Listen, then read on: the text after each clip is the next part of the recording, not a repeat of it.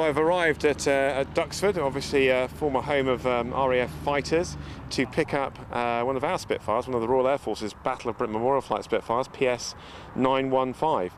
Which is a Griffin engine Spitfire and a MK19 photo reconnaissance version. The Royal Air Force likes to have independence in its aircraft maintenance, so we subcontract to a number of engineering companies to work on our aircraft, and the aircraft restoration company is the one which has worked on our MK19 PS915. So the aeroplane comes here, undergoes a series of second line maintenance, so depth maintenance, before being put back together again, and then I will come down and carry out an air test to my satisfaction, and then once she is ready, as she is at the moment, we'll take her back up to her home in RAF Coningsby. Well, the Griffin engine generates a huge amount of thrust. It really was a very, very powerful one. Of course, two of our aeroplanes are Griffin engined, but I haven't flown, and no one else on the flight has flown a Griffin engine Spitfire since September 2014. So it's great to get back in one. Even though I briefed myself on the differences and reminded myself of that huge amount of torque that goes through the aircraft, once you get into it, it's really quite exhilarating to be able to fly it again. I mean, the Merlin's a fantastic engine, but the Griffin is really something else. Each aeroplane, whenever it's undergone depth maintenance, undergoes an air test, and that's conducted out by the Officer Commanding Battle Memorial Flight. Obviously, that's me in this instance. So the air test involves checking the aircraft on the ground, checking the paperwork, talking to the engineers who've worked on that aircraft to find out what's happened to it. So I've got an understanding of what they've done before I hop into her and take her skyward.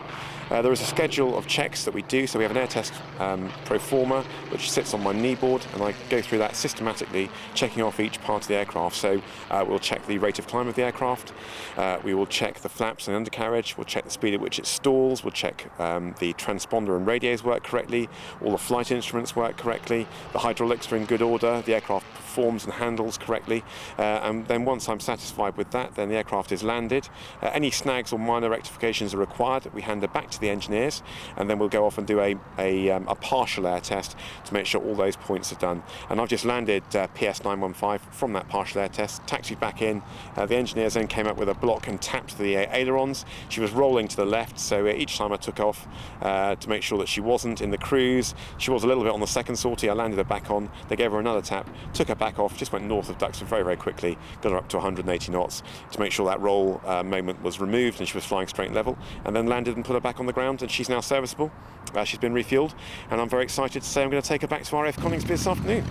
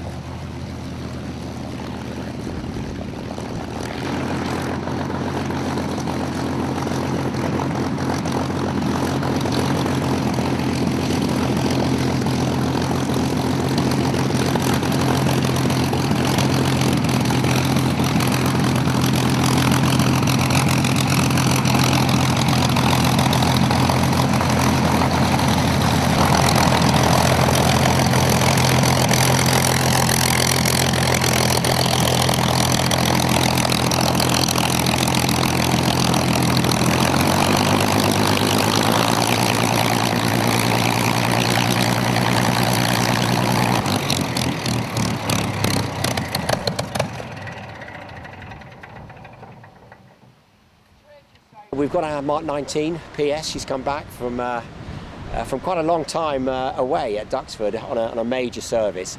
I checked my logbook and it's been over 2 years since I flew a 19.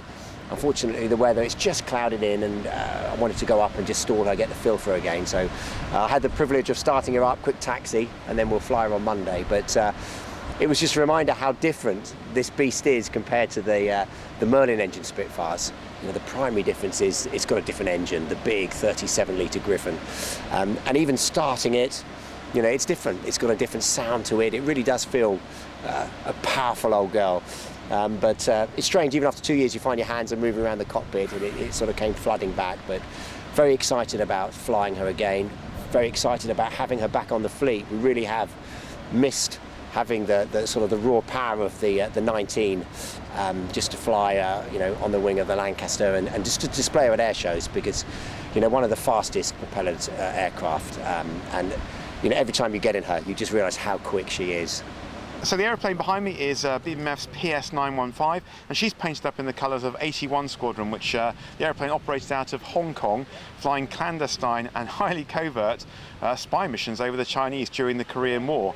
The aeroplane was flown by Flight Lieutenant Ted Bowles, and Ted has the record for the highest flight that a Spitfire ever got to, and indeed any piston engine operational aeroplane. 51,550 feet is what we think he got the aeroplane to. And on the way back down, he managed to get it to almost Mach 0.94, which is 94% the speed of sound, which is going some for an aeroplane with without a jet engine on it.